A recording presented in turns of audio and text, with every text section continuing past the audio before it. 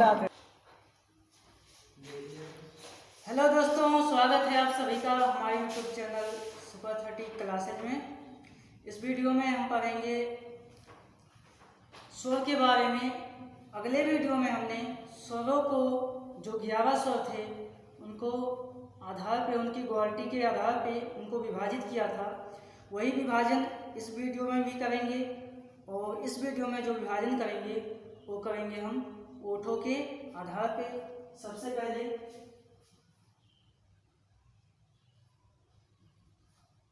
ओठों के आधार पर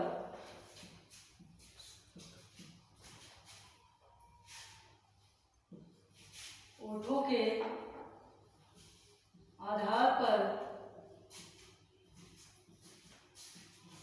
स्वरों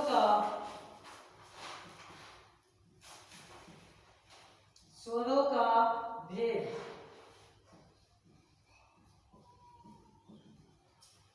ओठों के आधार पे स्वर दो प्रकार के हो सकते हैं, दो प्रकार के होते हैं। कुछ ऐसे स्वर हैं जिसको बोलने के लिए हमें अपने ओठ की आकृति को गोल करना पड़ता है। ओठों के आकृति, ओठों के आकृति,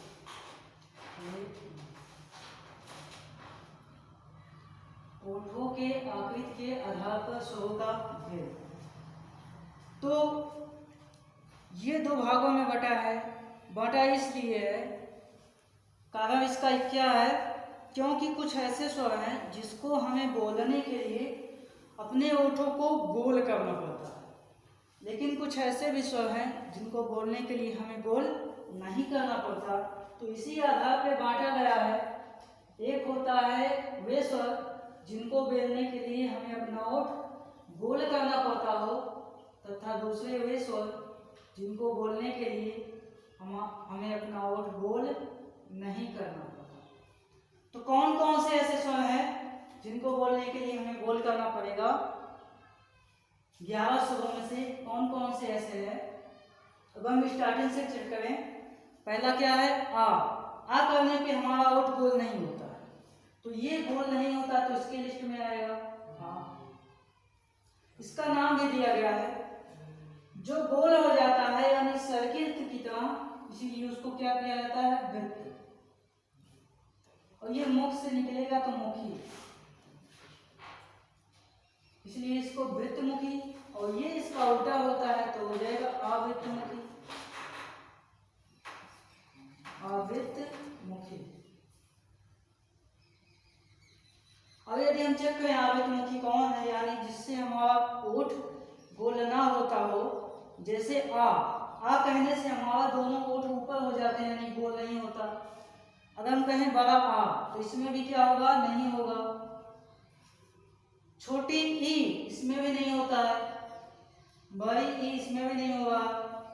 यदि कहें छोटा ऊ, तो इसमें हो जा रहा है, तो इसलिए किसके अंदर आएगा?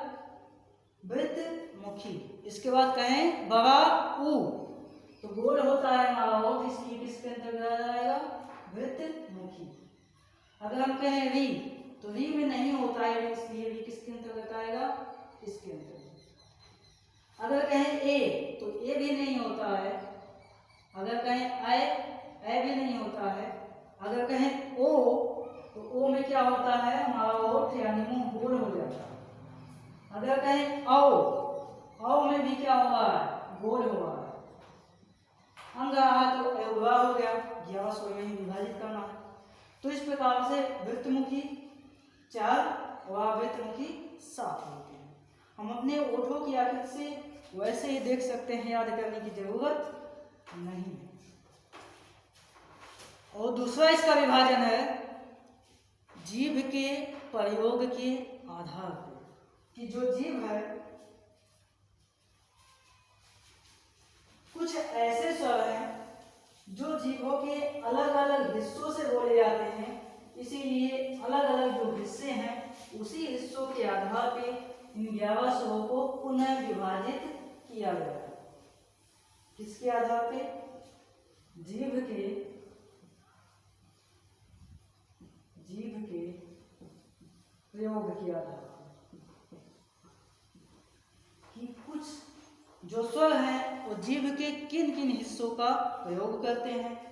अगर हम जीभ के हिस्सों की बात करें, सपोज दैट ये अगर जीभ है, ये है जीभ, तो इस जीभ का हमने 3 भागों में बांटा है। एक को कहते हैं अग्रभाग,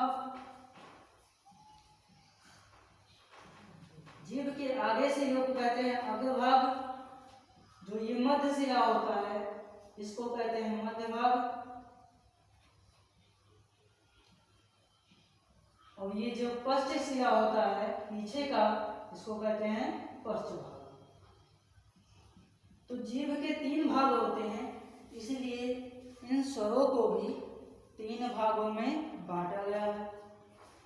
एक है अग्र स्वर, दूसरा रहेगा मध्य स्वर, तीसरा रहेगा पश्च स्वर। मतलब इसका ये हुआ, कुछ ऐसे स्वर हैं जो जीभ के अगले हिस्से का प्रयोग करके बोले जाते हैं, कुछ ऐसे हैं जिसको बोलने के लिए हमें जीभ के मध्य भाग का प्रयोग करना पड़ता है, और कुछ ऐसे हैं जिसको बोलने के लिए हमें अपने जीभ के पिछले हिस्से का प्रयोग करना पड़ता है। इसलिए इनको 3 भागों में बांटा गया है। कौन कौन से हैं? एक है अग्रभाग, उसे अग्रस्वर कहेंगे। जो मध्य भाग से निकलता है उसको कहेंगे मध्य स्वर। जो हमारे पिछले जीभ से, पीछे वाली जीभ से निकलता है उसको कहेंगे पश्च स्वर। उसको क्या कहेंगे? पश्च स्वर कहेंगे। कौन कौन से होते हैं? अग्रस्वर वे होंगे जिसको बोलने के लिए हमें अपने जीभ के आगे वाले हिस्से का प्रयोग करना पड़ेगा। जैसे यदि हम कहें आ, तो छोटा आ कहने में ना तो हमें बहुत ज़्यादा मुंह ऊपर करना पड़ता है, ना तो बहुत ज़्यादा कम। यानी ये कहाँ से बोला जाता है? जीभ के मध्य भाग से, इसलिए किसके अंतर्गत आएगा? मध्य स्वर के अंतर्गत आएगा। इसके बाद यदि हम कहें बड़ा आ, तो ये जो आ आता है हमारे गले के पिछले हिस्से से आता है, इसलिए किसके अंतर्गत आएगा? पश्च स्वर के अंतर्गत आएगा। अगर कहें छोटी ई जो होता है यही हमारे मुख से पहले ही निकलता है, यानी किसके अंतर्गत आएगा? अग्र स्वर। जब ई आ गया तो इसी से मिलता जुलता बड़ी भी है, सेम उसी भाग से निकलेगा। अगर कहें छोटा ओ, तो छोटा ओ जो है अंदर से निकलता है, इसका मतलब पश्च भाग से निकलेगा, तो किसके अंतर्गत आएगा? पश्च। जब छोटा ओ आ गया तो उसके साथ बड़ा ओ भी आएगा। री कहने से क्या होता है? हमारा अगला जो हिस्सा है वहां से निकलता है, इसलिए भी आएगा अग्र स्वर के अंतर्गत। अगर हम कहें ए, तो ए किसमें आएगा? ए भी इसमें आएगा, क्योंकि ए कहने से हमारा अगला हिस्सा झुकता है। ए आ गया तो ए भी आएगा, क्योंकि दोनों के पास स्वर लगभग समान है। अगर कहें ओ कहने से हमें अंदर से निकलना पड़ता है, यानी पश्च से निकलेगा, तो जब ओ आ गया तो ओ भी साथ ही आएगा। तो इस आधार पे हम इनको बांट सकते हैं। अगर हम कहें इसको कैसे जाना जाए, क्योंकि अगर हम अपने बोलने के आधार पर इसको चेक करें तो हो सकता है ना चेक कर पाएँ, इसलिए अगर हमें याद करना हो तो सबसे आसान तरीका यही है। हमें छोटा बड़ा यदि याद है तो हम ऐसे कह सकते हैं, छोटा बड़ा, इसके बाद चाहेंगे यहाँ छोटी बड़ी, 2 का जोड़ा, फिर आएंगे तीसरे पे छोटा बड़ा, इसके बाद फिर अगले जाएंगे री। क्योंकि इसका एक जोड़ा है तो ओ जाएंगे ए, तो इसको भी लेंगे ए, ताकि जोड़ा बन जाएगा। फिर जब जोड़ा बन गया तो यहाँ आएंगे ओ। तो चाहे तो इस प्रकार से भी याद कर सकते हैं। अगला हमारा विभाजन होगा क्या? अगला हमारा विभाजन होगा मुख द्वार खुलने के आधार पर, क्योंकि कुछ ऐसे स्वर हैं जिसको बोलने के लिए हमें अपना मुख ज़्यादा खोलना पड़ता है, कुछ ऐसे स्वर हैं जिनको बोलने के लिए हमें अपना मुख कम खोलना पड़ता है, कुछ ऐसे भी स्वर हैं जिनको बोलने के लिए हमें मुख खोलना क्या लगभग बंद करना ही पड़ेगा, यानी बंद करके भी उस स्वर का उच्चारण कर सकते हैं। जैसे कहें ई, तो इसको हम बिना मुख ज़्यादा खोले ही बोल सकते हैं। इसलिए जो स्वर का अगला विभाजन होगा ये होगा किसके आधार पे? मुख द्वार खुलने के आधार पर। मुख द्वार खुलने के, एक मिनट आप इसको मिटा दिया है, खुलने के आधार पर स्वरों के भेद। अगर हम अपना मुख खोलें, उच्चारण करें इन 11 स्वरों में से किसी का, तो कुछ स्वर ऐसे आएंगे जिसको उच्चारण करने के लिए हमें अपना मुख को क्या करना पड़ेगा? पूरा खोलना पड़ेगा। और कुछ स्वर ऐसे हैं जिसको उच्चारित करने के लिए हमें अपना मुख पूरा बंद करना पड़ेगा।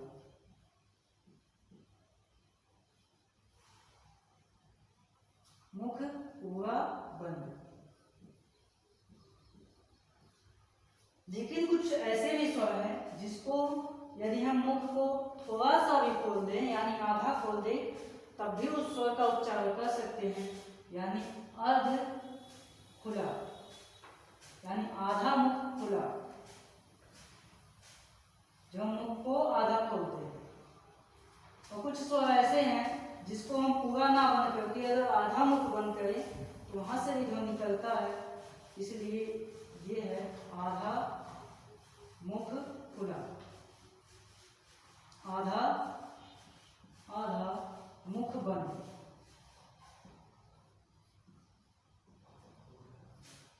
तो मुख के द्वार खुलने के आधार पर इसको 4 भागों में विभाजित किया गया है। जहां पे मुख पूरा खुलता है उसको एक नाम भी दिया गया है, उसको दिया गया है द्विवृत्त। इसका जो नाम दिया गया है, इसका नाम दिया गया है द्विवृत्त, यानी वृत्त की तरह खुलते हैं। ये आधा खुलता है, खुलता भी है लेकिन आधा। खुलने को कहते हैं द्विवृत्त, तो आधे खुलने को क्या कहेंगे? अर्ध द्विवृत्त। इसको हम कहेंगे अर्ध द्विवृत्त। ये पूरा मुख बंद हो जाता है तो इसको नाम दिया गया है समवेत। जब ये आधा बंद होगा तो अर्ध समवेत हो जाएगा, तो इसका नाम हो जाता है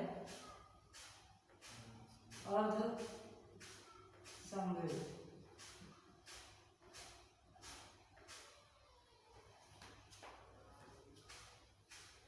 अब कौन कौन से ऐसे स्वर हैं जिसको बोलने से हमारा मुख पूरा खुल जाता है? जैसे यदि हम कहें, अगर हम शुरू से लेकर स्टार्ट तक 11 स्वरों को देखें, आ से लेकर कहाँ तक? औ तक, छोटा आ से लेकर औ तक। तो अगर हम छोटा आ को चेक करें तो कैसे करेंगे? आ। इसका मतलब ना तो मुख बहुत ज्यादा खुला है ना तो बहुत कम, यानी मुख आधा खुला है, तो इसलिए किसके अंतर्गत आएगा? अर्ध द्विवृत्त। अगर हम कहें बड़ा आ, तो आ कहने के लिए हमें पूरा मुख खोलना पड़ता है। आ, इसका मतलब ये किसके अंतर्गत आएगा? द्विवृत्त के अंतर्गत आएगा। अगर हम कहें छोटी, तो इसके लिए किसका क्या करना पड़ रहा है? मुख को पूरा बंद करना पड़ता है। छोटी, तो इसके साथ बड़ी भी आएगा। जैसे हम कहें छोटी, तो मुख को बहुत कम यानी लगभग बंद करना पड़ रहा है। इसको समझने के लिए, इसको उस तरह नहीं समझ पाएंगे, इसलिए उसको समझने के लिए हमें मुख के आकृति को बनाना पड़ेगा, उसको दर्शाना पड़ेगा कि कैसे जो ई है ये मुख बंद करके कहा जाता है, यानी मुख बंद के अंतर्गत आता है। क्योंकि यदि हम ई कहते हैं तो हमारा मुख तो खुला दिखाई दे रहा है, फिर ये इसके अंतर्गत कैसे आएगा? तो इसके लिए हम बता रहे हैं कैसे आएगा। तो इसके लिए हमें फिगर बनाना पड़ेगा। फिगर क्या होगा? जैसे पूरा मुख खुला है, हमें कैसे पता चला? कैसे पता चलेगा? हम अगर अपना मुख खोल करके इसको आजमाएं तो हमें लगेगा हम हमेशा मुख खोले रहते हैं, मतलब सभी शब्दों को निकालने के लिए हमें मुंह तो खोलना ही पड़ेगा। लेकिन इसको एक कंडीशन है। कंडीशन ये है कि पूरा मुख तब खुला होगा जब हमारे होठ, ऊपर का होठ और नीचे का होठ एक दूसरे से ना सटा हो, और ऊपर का दांत और नीचे का दांत एक दूसरे से थोड़ा दूरी बनाए रखें, तो उसी को कहा जाता है पूरा मुख खुला। लेकिन जब ये होठ नीचे का ऊपर का थोड़ा नज़दीक आ जाएंगे और तब दांत भी ऊपर का और नीचे का थोड़ा नज़दीकी पे आएंगे, तो पूरा खुला की बजाय कितना हो जाएगा खुला? आधा खुला। और इसी प्रकार जब ये दांत ऊपर की ओर और नीचे के ओर और दोनों दांत एक साथ आ जाते हैं, लगभग बहुत ज़्यादा करीब आ जाते हैं, तो उसका मतलब क्या होता है? मुख पूरा बंद है। मुख पूरा बंद होने का एक और पहचान है, यदि ओठ हमारा ऊपर हो तो ऊपर भी हो, लेकिन यदि दांत उसके नज़दीक हो तब भी हम उसको क्या कहेंगे? पूरा मुख बंद। जैसे हम कहें ई कहने से क्या होता है? हमारा ओठ तो ऊपर होता है लेकिन हमारा दांत एकदम करीब होता है, तो इसका मतलब ई किसके अंतर्गत आएगा? मुख पूरा बंद के अंतर्गत आएगा। तो जो ई होगा और जो बड़ी होगा, ये भी किसके अंतर्गत आएगा? मुख बंद के अंतर्गत आएगा। इसी प्रकार यदि हम कहें छोटा ऊ, तो छोटा ऊ कहने से क्या होता है? सबसे पहले इसको हम ध्यान दें, ये जो दिखाई दे रहा है, अगर ये जो मुख बंद है यानी ओठ एक दूसरे से लगभग करीब है, अगर इसको हम थोड़ा सा और दूरी पे बना दें तो ये क्या हो जाएगा? उसका बंद मुख आधा हो जाएगा। थोड़ा दूरी यदि बढ़ा दें इनके बीच तो मुख कैसा हो गया? अर्ध बंद हो जाएगा, पूरा बंद नहीं होगा, अर्ध हो जाएगा। तो कैसे कैसे कौन कौन से ऐसे स्वर हैं इसको ध्यान दें।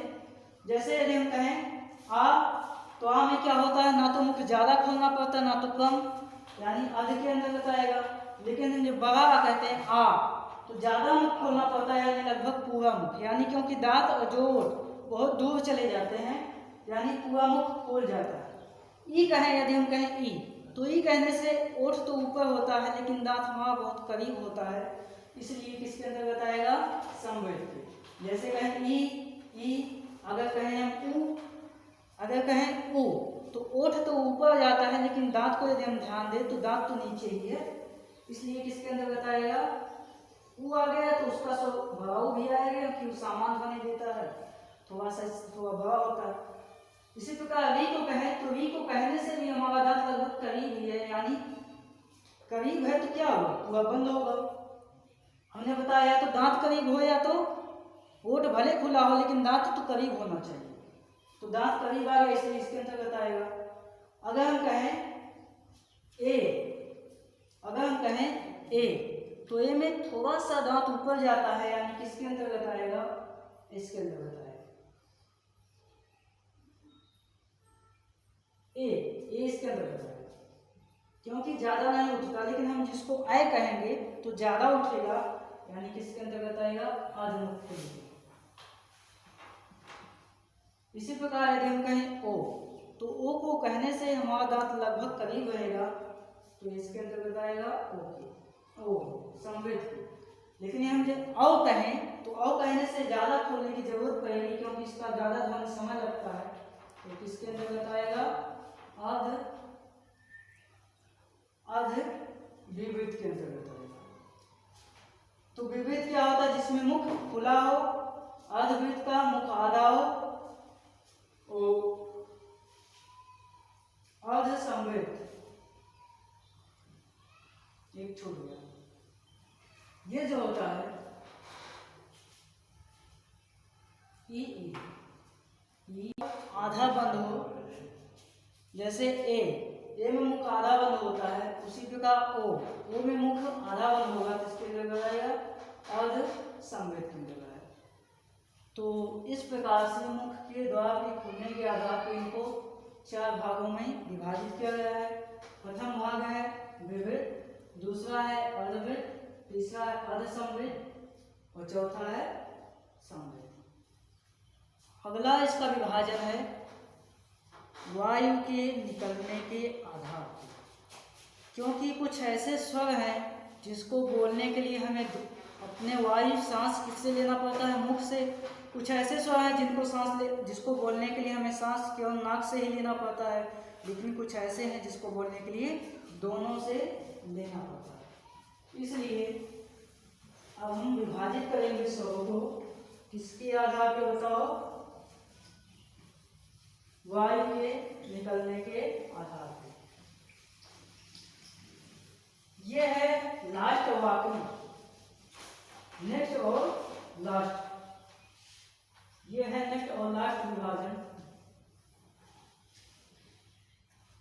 अगला विभाजन है वायु के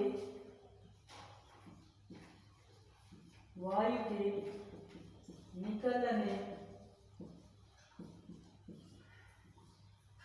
वायु के निकलने के आधार पर कि वायु किस प्रकार से निकलता है, मुख से निकलता है कि नाक से निकलता है।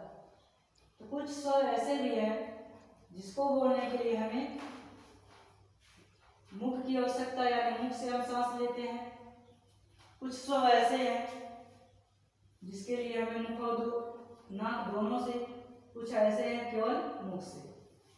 तो जो केवल जिसको बोलने के लिए केवल नाक से हम सांस लेते हैं उसको बोलने के लिए, तो उसको कहा जाता है अनुस्वार। उसको क्या कहा जाता है, उसको कहा जाता है अनुस्वार। तो जिसको बोलने के लिए हमें मुख और नाक दोनों द्वारा सांस लेना पड़ता है, उसका नाम हो गया, उसको जोड़ देंगे यानी अनु कर देंगे, अनु नासिक। नासिक का मतलब नाक के साथ मुख भी। कुछ स्वर ऐसे हैं जिसको हमें बोलने के लिए केवल मुख की जरूरत ही होती है, यानी मुख से ही केवल सांस लें तो उसको स्वर को आराम से बोल सकते हैं, केवल नाक से, केवल मुख से। तो वायु के निकलने के आधार पर 3 प्रकार के होते हैं। एक होता है अनुस्वार। अनुस्वार का मतलब जब ध्वनि यानी वायु हम केवल नाक से लें तो उसको कहा जाएगा अनुस्वार, लेकिन जब हम अपना सांस मुख और नाक दोनों का प्रयोग करें तो उसका कहा जाएगा अनुनासिक। अब जब केवल हम मुख का श्वास लें तो उसको कहा जाएगा क्या, उसको कहा जाएगा निवनुनासिक। निवनुनासिक यानी बिना नहीं, यानी बिना नाक के, यानी केवल मुख से। तो वायु के निकलने के आधार पर ये 3 विभाजन है। अब कौन कौन से ऐसे स्वर हैं इन 11 स्वरों में से जो इसके अंतर्गत आएगा, तो सबको समझने के लिए सबसे पहले हम ये समझना पड़ेगा निवनासिक के बारे में। निवनासिक का मतलब होता है, निव का मतलब नहीं, नासिक का मतलब ना, यानी जिसमें नाक का प्रयोग ना हो तो किसका प्रयोग करेंगे, मुख का प्रयोग करेंगे। तो कौन कौन से ऐसे वर्ड हैं आ से लेकर अ तक जिसको बोलने के लिए हमें अपने केवल मुख की सहायता से ही बोल सकते हैं। तो जैसे कहें आ, तो आ में केवल मुख की सहायता लिए, नाक से कोई ध्वनि नहीं गया, तो इसका मतलब ये इसी के अंतर्गत आएगा। अगर कहें बड़ा आ तो इसमें भी नहीं जाता है। वैसे हम बता दें तो सभी स्वर इसी के अंतर्गत ही आएगा, यानी आ ई उ री तक सभी स्वर 11 स्वर इसी निवनासिक के अंतर्गत ही आएगा।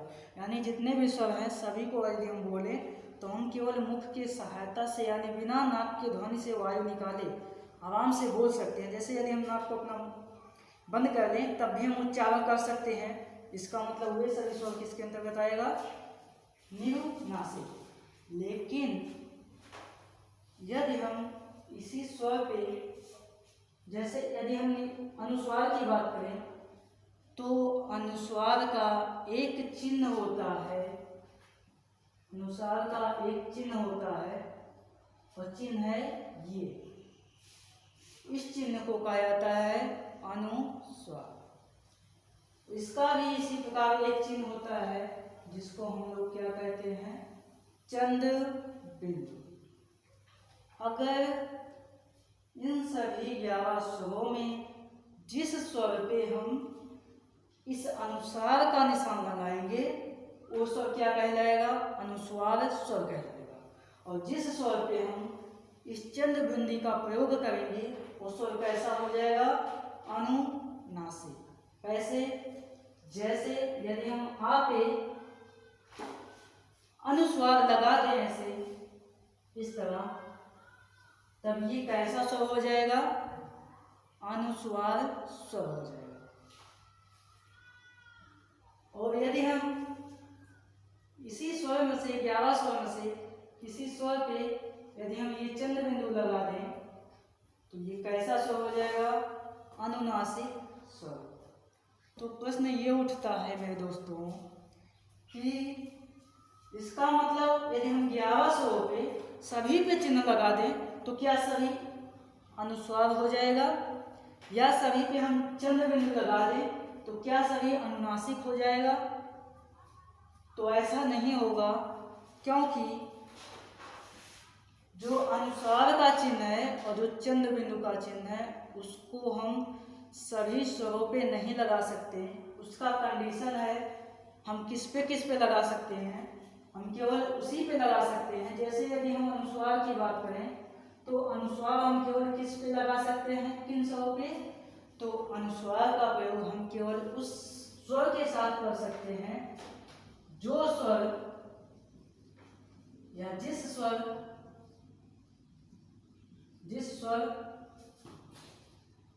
की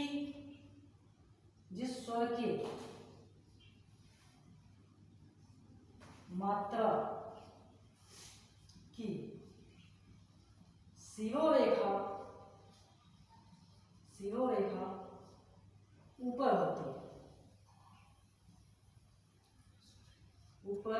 होती है।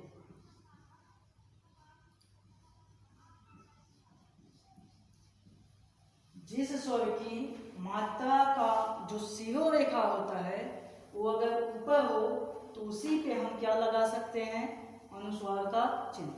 कौन कौन से ऐसे स्वर है जिनको शिरोरेखा की मात्रा ऊपर होती है, जैसे हम कहें छोटी ई का यदि हम मात्रा देखिए कैसे लगता है, ऐसे ही लगता है, ऐसे ही लगता है। तो इसकी शिरोरेखा की जो मात्रा है क्या है, इस जो ऐसे पाई खींच रहे हैं डंडे की तरह, इसको कहते हैं सिर, ये है। इसकी शिरोरेखा क्या है, ऊपर है, इससे ऊपर। तो इस लाइन से यदि ऊपर कोई मात्रा है तो उसको किसके अंतर्गत आएगा, उस पे अनुस्वार का चिन्ह लगेगा। यदि हम बारीकी की बात करें तो बड़ी की मात्रा क्या होती है, कैसे होती है, ऐसे होती है। तो इसमें भी क्या है, इसकी मात्रा इस डंडे से ऊपर है, शिरोरेखा के ऊपर है। यदि शिरोरेखा के ऊपर है, और इसी प्रकार यदि हम छोटा ओ की बात करें तो छोटा ओ को हम कैसे लिखते हैं, छोटा ओ की मात्रा क्या होती है, ऐसे। इसका मतलब ये क्या है, शिरोरेखा के नीचे रखा गया है, तो ये शिरोरेखा के नीचे है। इसी प्रकार और हम देखें तो इसकी पहचान ये है, अनुस्वार का चिन्ह या अनुस्वार स्वर केवल वही हो सकते हैं जिसपे हम इस चिन्ह का प्रयोग कर सकते हैं। और इस चिन्ह का प्रयोग हम किस पे कर सकते हैं, इस चिन्ह का प्रयोग उस पे कर सकते हैं जिस स्वर में मात्रा उसकी जो है शिरोरेखा के ऊपर। जैसे यदि हम आ के देखें, यदि हम छोटी ई को देखें तो ये शिरोरेखा की इसकी मात्रा क्या है, छोटी ई ऊपर है, यानी इसके स्थान पे, यानी इसलिए हम अनुस्वार चिन्ह का प्रयोग छोटी ई पे कर सकते हैं। यहाँ हम अनुस्वार का चिन्ह रख सकते हैं, यहाँ पे अनुस्वार का चिन्ह लगा सकते हैं। यदि हम बड़ी ई को देखें तो इसका भी मात्रा क्या है, शिरोरेखा रेखा के ऊपर है, यानी इस पे भी हम क्या लगा सकते हैं, अनुस्वार लगा सकते हैं। यदि हम आय को देखें, ये भी मात्रा क्या है, शिरोरेखा के ऊपर है, तो इस पे भी क्या हम कर सकते हैं, अनुस्वार लगा सकते हैं। यदि इसको देखें, इसकी शिरोरेखा ऊपर है, इस पे भी अनुस्वार लगा सकते हैं, इस पे भी लगा सकते हैं और इस पे भी लगा सकते हैं। इसका मतलब हुआ कि वे सभी स्वर अनुस्वार स्वर कहलाएंगे जिसपे हम अनुस्वार का चिन्ह लगा सकते हैं, और अनुस्वार का चिन्ह उस पे लगा सकते हैं जिसमें स्वर की जो मात्रा हो शिरोरेखा के ऊपर हो, जैसे ये सब ऐसे हम लगा दें, ऐसे इस तरह। तो ये सभी स्वर किसके अंतर्गत आएंगे, अनुस्वार के अंतर्गत। लेकिन जिसपे हम चांद बिंदु का केवल प्रयोग कर सकते हैं वो किसके अंतर्गत आएगा, अनुनासिक। और अनुनासिक का मतलब होता है कि ऐसा स्वर जिसको बोलने के लिए हमें मुख और नाक दोनों से सांस लेना पड़ता हो। जैसे यदि हम कहें आ, जैसे यदि हम कहें चांद, तो चांद के लिए चांद यानी मुख और नाक दोनों से सांस निकलता है। ऐसे यदि हम कहें अंगना, आ से कहें अंगना, तो उसमें भी क्या, मुख नाक दोनों का प्रयोग करना पड़ता है, इसलिए अनुनासिक के अंतर्गत आएगा। कौन कौन से स्वर होंगे, वे सभी स्वर जिस स्वर में उसकी मात्रा शिरोरेखा के नीचे हो। जैसे इस स्वर में छोटाऊ में इसकी मात्रा नीचे लगती है, बड़ाऊ में भी मात्रा नीचे लगती है, और में भी मात्रा नीचे लगती है। इसका मतलब इन सभी में हम किसका प्रयोग करेंगे, केवल अनुनासिक चिन्ह का प्रयोग, यानी चांद का प्रयोग केवल इसी स्वर में हम कर सकते हैं और किसी स्वर में नहीं करेंगे। केवल हम इस पे क्या लगा सकते हैं, चंद्र बिंदु का प्रयोग कर सकते हैं। यदि हम